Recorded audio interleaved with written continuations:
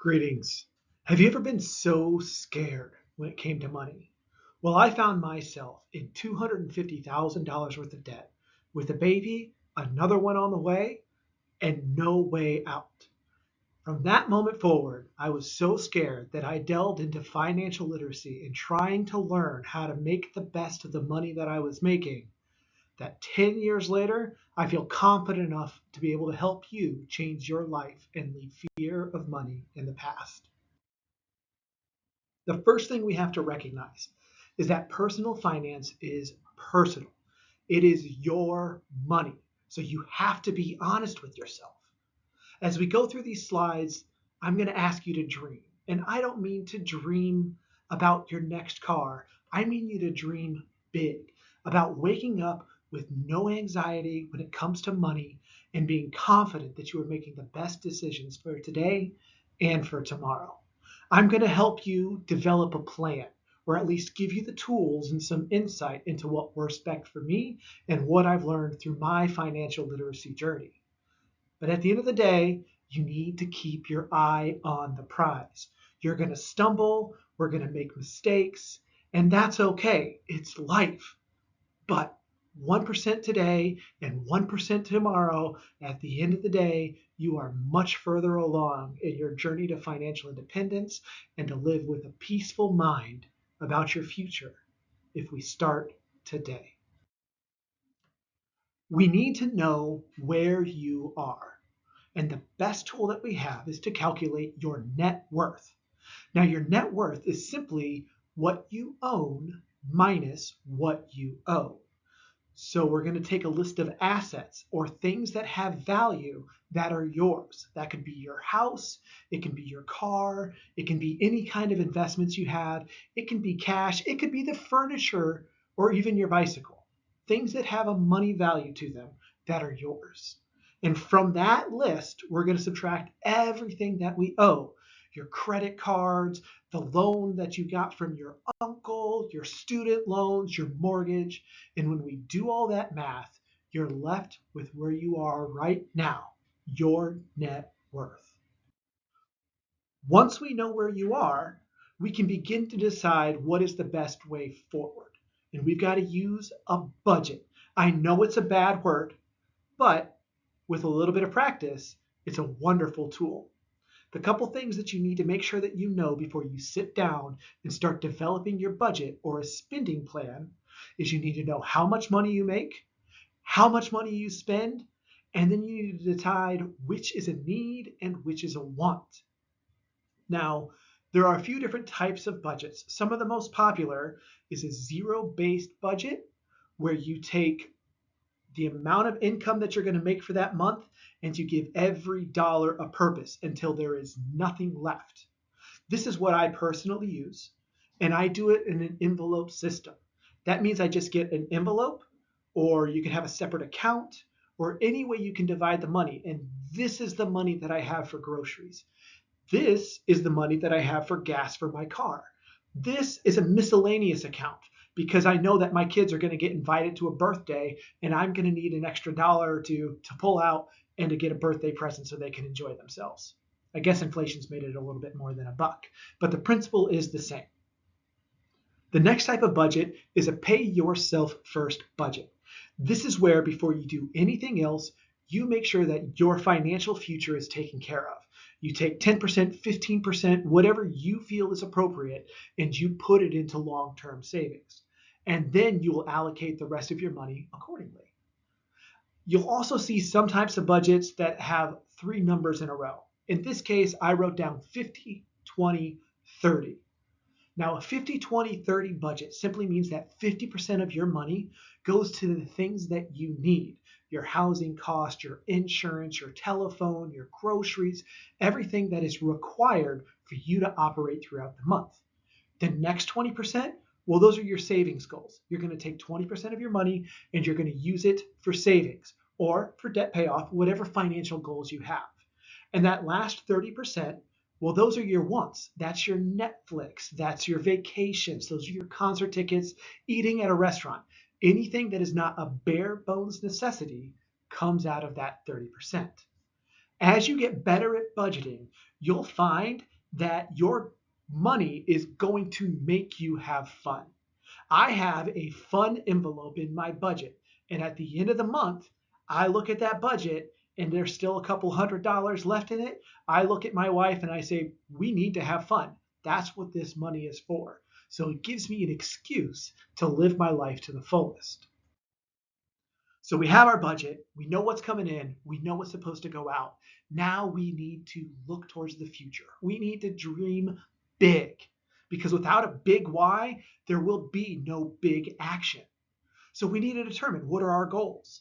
Now, the three most common financial goals that I've encountered through my coaching and talking to my friends and colleagues is to one, pay off debt, two, set yourself up for retirement, and three, to increase your lifestyle. If we're going to pay off debt, then we are freeing up our future income. Because the best tool that you have for preparing for tomorrow is the money that you're making today. There are a few different debt payoff methods that are really popular on the internet. The first is the debt avalanche. That's where you're going to list out all of the debts that you have from the highest interest rate to the lowest interest rate. And you're going to aggressively tack the one with the most interest being charged every month. Now, mathematically, this is the most sound method because it's going to make it so you're paying less in interest if you stick to the plan over your entire journey. The debt snowball doesn't care about interest rates. It cares about the balance. You're going to take all of your debts and you're going to list them from largest to smallest, and you're going to attack the smallest one with a vengeance. Now, you may end up paying a little bit more interest, but what the debt snowball allows is it allows for milestones, for wins, for you to continue this momentum. The last is called debt consolidation. That's where you take all of the loans that you have from all of the sources and you try to combine them into one loan. This is not my personal favorite because just the act of combining them feels like a win, but really, mathematically, you've made no progress. The progress comes from month in and month out being aggressive to pay it down as quick as possible. And that leads me over to the tips and tricks. Tip one, rip off the Band-Aid. Get a second job, work overtime, sell some stuff. Do it as fast as possible. Dave Ramsey is a money guru, and he loves to say, live like no one else, so later you can live and give like no one else. Attack it with a vengeance. The next is to find a friend. We all need accountability. We need somebody who you trust, who you can be open with. So when a hard decision comes along, you can talk to them. Your sister is getting married and she's expecting you to pay $300 for an airfare and rent a tux. Talk to your friend. Now, personally, I'm telling my friend, you're going to that wedding because if it adds an extra month or you have to work another shift to be able to pay for it, that is nothing compared to the memories and the relationship that you have with your sister. Now, if she decides to have a destination wedding in Cancun, maybe you send her a nice gift and you say, I can't wait till you get back and I'm going to celebrate it with you over at dinner. Whenever we're talking about debt, there's two main types. There's unsecured and there's secured. Secured simply means that it's tied to an asset, like a home loan or a car loan. If you don't pay your car, the banks have something they can come take from you to make sure that they get theirs. An unsecured loan is something more like a credit card, and that will typically have a higher interest rate because there's no collateral. There's nothing for the bank to repossess if you fail to pay them back. Speaking of cars, cars are an ego decision. It hurts me to say that because I used to drive a Camaro, and then I got a Jeep, and then I got a Prius. But it is an ego that is costing you your future tomorrow. Cars go down in value. Within the first 3 years, most cars are going to lose from 30 to 40% of their value. So I advise people to pay cash for a car and never buy a luxury unless you have at least $1 million net worth, because it just doesn't make sense to take that loss from the depreciation of the car's value. If you are going to borrow money on a non-luxury car, I prefer the rule 20-3-8. That means you're putting 20% down, Your financing is no longer than 3 years, and your total payment for your car is less than 8% of your net income after taxes for the month. A simple case study on how powerful car payments are, or how detrimental they are to your future, is right now the average car loan is about $730 a month over 66 months, which is 5.5 years. So if you do the math and you take $700 a month and you pay yourself into the broader stock market, the S&P 500, from the age of 30 to 35, and you never put in another dollar, whenever you reach retirement, the value of that car would be $500,000 just from paying yourself the payments instead of the bank. Now, if you're like most Americans and you perpetually have a car loan, you're costing yourself millions of dollars whenever it's time to retire. The biggest purchase you will ever make for most people is going to be your home. It's fantastic if you have the ability to purchase a home because it's going to stabilize your monthly expenses because the rent's not going to go up. And it also increases your net worth through the appreciation of the home's value and the pay down of principal of your mortgage. Most financial advisors are saying that paying 3 to 5% down payment for a house is acceptable for your first home. Houses are more unaffordable now than they have historically ever been, thanks to interest rates and the effects of COVID on the housing market. But you do need to remember there's a difference between what a lender will give you and what you can actually afford. Most lenders are able to lend out about 40 to 45% of your total income towards your housing costs. Most financial advisors say that your housing costs should not be more than 25% of your pre-tax income. This will keep you from being house poor and will allow you to have more money to hit other financial goals and to enjoy your life. There are two major types of financing when it comes to buying a house. There's a fixed rate mortgage and what's called an ARM, or an adjustable rate mortgage. A fixed rate mortgage is typically over the term of 15 or 30 years, and the interest rate is consistent the entire time. Now, you will probably have an increased cost due to taxes or insurance, but the amount that the loan is costing you is guaranteed to stay true over the entire amortization schedule, or how long it takes you to pay it off. An adjustable rate mortgage will change based upon the market interest rates at that time. You will typically lock in your interest rate for the first 5 years, and then every year after those first 5, your interest rate will change based on what the market rate is. So as we start to come towards a close, there's a few tips and tricks that might help you win with money. We're going to talk about debt first. First is you celebrate the milestones. Then you focus on the why. You look out to the future and realize what all this extra income that you're currently paying towards the banks can do for you in the future. We go back to that big dream. Then you cut up the temptations. If you have a credit card and you don't trust yourself to pay it off in full every single month, cut it up. There's no need to have it. All of the benefits of a credit card can be achieved by using a debit card or a cash-based budget system. As far as budgeting, there are 2 apps that I've had success with. There is Mint and there is EveryDollar. Mint allows you to more customize your budget. EveryDollar is a zero-based budget idea. They both have the ability to lock into your accounts, your cards, and they can actually have a smart algorithm that'll say, this purchase was restaurant, this purchase was grocery, these purchases were food or education, and it'll help you figure out what your actual spending plan every month is, and if you're keeping true to your budgetary marks. I still love an Excel spreadsheet or a yellow pad of paper. I'm kind of old school, and I don't really like a lot of technology companies having access to my banking. There's different types of accounts that you can put money in. A savings account is going to be a cash value.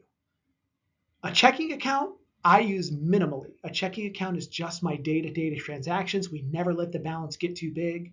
We figure out what we're going to spend in a month, we transfer it in there, and it's a way of minimizing my savings. A money market account is something that I use for my emergency fund. That's simply a 3 to 6 month span worth of dollars that I have saved up in case something terrible happens. My car breaks, a tree falls on my house, somebody gets sick. It's simply an insurance policy that's not supposed to make you money. It's supposed to keep you from borrowing. Now, once you get into investing, the most popular type of investment account is going to be an employee-sponsored 401k. Sometimes they're 403bs, but it's all a account that's set up by your employer. There's often a match, and it is what most millionaires use to get their first $1 million saved up. If your employer doesn't offer a 401k or a like kind of account, you can always use an IRA, an individual retirement account. Now, these accounts can have what is called Roth or a traditional setup. Now, Roth means I pay taxes today before I put the money in the account, and that way the account will grow tax-free. Whenever I'm 69 or 59 and a half and I pull that money out, I will not pay taxes on it. Uncle Sam already touched it once. He doesn't get it again. A traditional account allows you to save taxes today, but whenever you pull the money out once your retirement age, you'll pay ordinary income rates. Because I'm so young in my career and I think that my tax rate is going to be higher in retirement, I'm trying to put everything I can into Roth. And the last is a brokerage. This is just an after tax. There's no real tax benefits. Something like Robinhood is going to be the simplest thing for you to set up. As far as investments, there are stocks and there are bonds. Stocks are ownership into companies. Bonds are debt that you loan to cities, states, governments, and companies. Bonds are typically thought of as safer, but they don't typically have the kinds of returns that stocks will have. ETFs and index funds are groups of stocks or bonds that are often targeted to one specific type. So you might have an S&P 500 fund, and that will be the 500 biggest companies in America. But you can also have a technology fund that is maybe more into chips or into cryptocurrencies or into social media. Real estate versus REITs. REITs trade like a stock. It's a real estate investment trust. It is incredibly passive income. Pretty much you buy the REIT and then you get to enjoy the payments and appreciation of whatever real estate is bought in that REIT. I own a REIT that holds the Empire State Building. Real estate takes a lot of work, a lot of time, the toilets involved, tenants involved. It's a great way to build a lot of wealth, but it is definitely not passive. Now you have your alternative investments. These are things like cryptocurrency, precious metals like gold and silver, Pokemon cards, watches, things that can go up in value, but they're a little bit harder to find a buyer whenever you're ready to liquidate. A little bit of lingo that might help is the rule of 72. This is typically a way to figure out how fast your money is going to double in value. You're going to take the number 72 and you're going to divide it by what your rate of return is. We'll use 8% for an example. If you take 72 divided by 8, you're given 9. And that means every 9 years, your investment will double in value. The 4% rule is a retirement rule, meaning that you can withdraw 4% of your entire investment portfolio without killing the goose that's laying the golden egg. And then you can even adjust for inflation after your first withdrawal. The next thing we need to talk about is time in the market versus timing the market. Slow and steady, the tortoise always wins against the hare. A couple of books that I think would really benefit anybody beginning their financial independence journey is going to be The Richest Man in Babylon. The Total Money Makeover was instrumental in my battle with debt. And The Psychology of Money is by Morgan Housel, and he's a fantastic storyteller. Social media, you've got The Ramsey Show, Humphrey Yang, The Table with AO. There are many different voices who all try to help people make better decisions with their money. Find one that talks to you. Find one that motivates you, and just tune in every week. As you can see, I've got a lot of work cited. I've been studying this stuff for over 10 years. There's no way I could get credit to every voice that had spoken to me and helped me to get where I'm at right now and helped me to make this slide. But these are the ones that I relied on most heavily while I was doing this. The ball's in your court. You need to make the decisions. You need to make the plan. You need to make the commitment. You need to find a voice that'll speak true to your heart, that'll help you focus your why and help develop a plan so that you can get a big, beautiful tomorrow. Thank you.